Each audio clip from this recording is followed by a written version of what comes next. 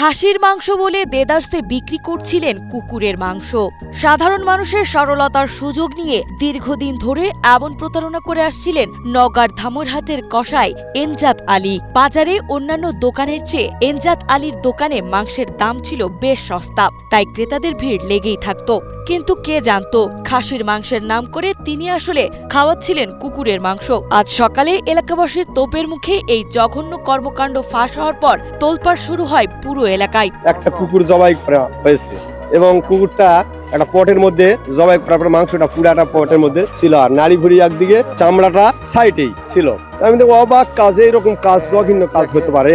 আমার কুকুর আমার ধরতে গেলে আমার 3টা ছোল, 2টা বেটা, 1টা বেটি। একটা বেটা আজকে জবা করলে আমার কসাই। ওই কুকুরটা আমার প্রতিমুখী মেয়ের কাছে বসে থাকে আসে।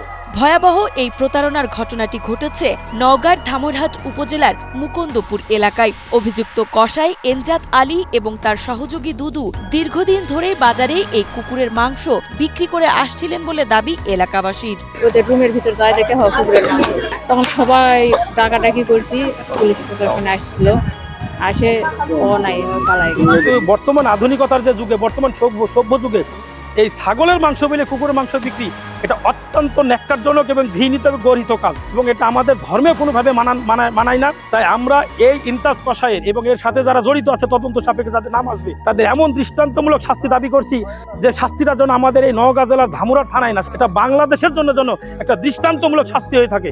রবিবার 15 ফেব্রুয়ারি সকালে গোপন সংবাদের ভিত্তিতে স্থানীয়দের সন্দেহ হয় মুকুন্দপুর এলাকার একটি নির্জন স্থানে এনজাত ও তার সহযোগীকে কিছু একটা জবাই করতে দেখেন তারা।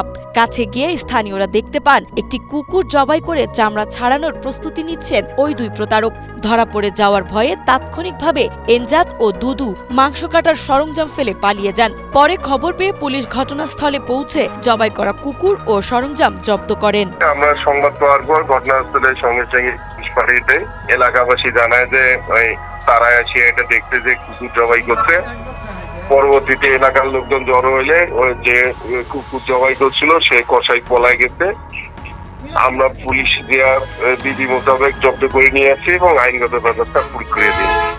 পলাতক আসামিকে গ্রেপ্তারের জন্য আমাদের পুলিশের একটি বিশেষ টিম কাজ করতেছে।